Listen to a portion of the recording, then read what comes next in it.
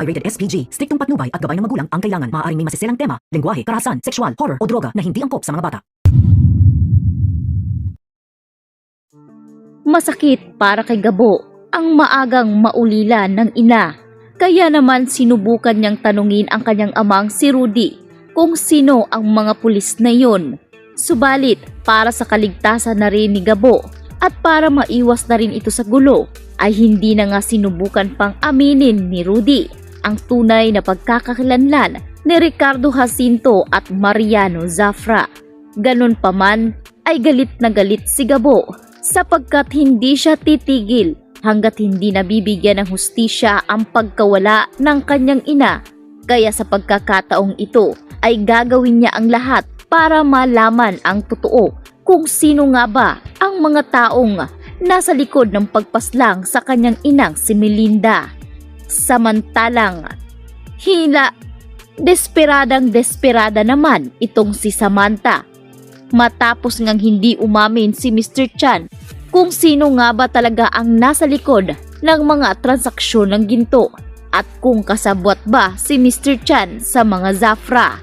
Ngunit kahit ilang pilit nga nilang gawin dito kay Mr. Chan ay ayaw talaga nitong magsalita.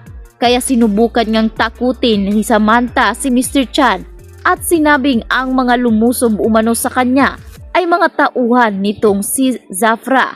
Kaya siguradong nanganganib ang buhay niya. Kaya naman kung susubukan ngang magsalita nitong si Mr. Chan ay bibigyan niya umano ng protection ito upang hindi na rin siya masaktan pa ng mga Zafra. Ngunit tila hindi natinag si Mr. Chan sa mga ibinigay na mga opsyon nitong si Samantha.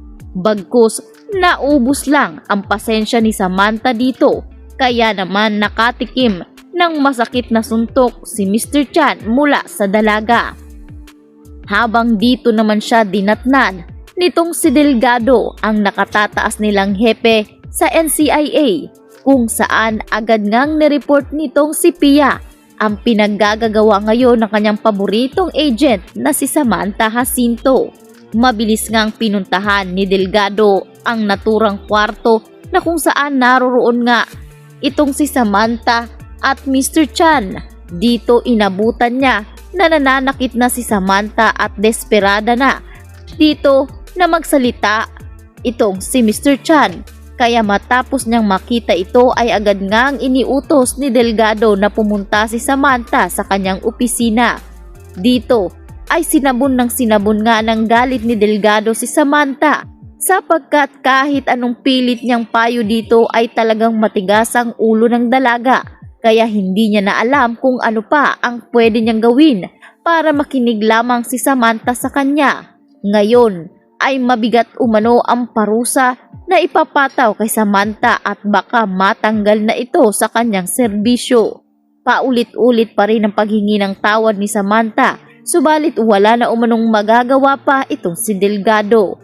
Sa paglabas naman ni Samantha sa opisina ni Delgado ay sinalubong naman siya ni Pia. Kaya naman itong si Pia ay tila ginagalit palalo itong si Sam. Sinabi ni Pia na deserve umano ni Sam ang pagtanggal sa kanyang trabaho sapagkat masyado itong nagmamalaki at matigas ang ulo. Walang sinusunod na utos. Kaya ang mga ganitong klase umanong mga tao ay dapat lang matanggal sa kanilang ahensya. Kaya hindi nagustuhan ni Samantha ang mga binigkas nitong si Pia at tila nahamon ang kanyang pagkatao. Ngunit dito lang siya sinabihan ni Pia na kung sasaktin din siya nito ay baka mas bumigat pa ang pataw sa kanya. Kaya mas minabuti na nga ni Sam na iwasan na lamang si Pia at bumalik na sa kanyang tahanan. Subalit tulad na nanggagalaiting galit ni Lucas ay gagawin niya umano ang lahat para maitumba si Samantha Jacinto.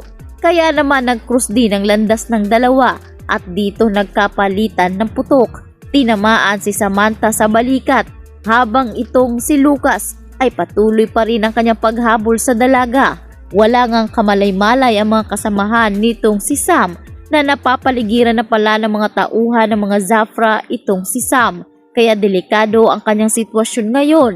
Sa mabuting palad ay dito naman siya Nakita ni Gabo na kung saan kasalukuyan ding dumadaan sa naturang lugar at nagmamasid-masid kung meron pa ba siyang makikita na mga tauhan nitong si Mr. Chan. Nakita niya si Samantha na duguan na ang balikat nito, kaya sinubukan ngang tulungan ni Gabo itong si Samantha laban sa mga Zafra. Dito ay nagkasalubong na naman muli ang kanilang landas, kaya sa pagkakataong ito ay tinulungan nga ni Gabo ang dalaga para makatakas mula sa nanggagalaiting si Lucas. At dito naman bumalik na si Lucas sa kanila dahil meron umanong tumulong sa dalaga. Kaya naman itong si Lucas ay inamin niya dito sa kanyang mga magulang na meron talagang nag-iisang lalaking lagi na lamang umiepal sa kanilang misyon. Kaya ngayon ay aalamin niya rin kung sino nga ba talaga ang taong ito.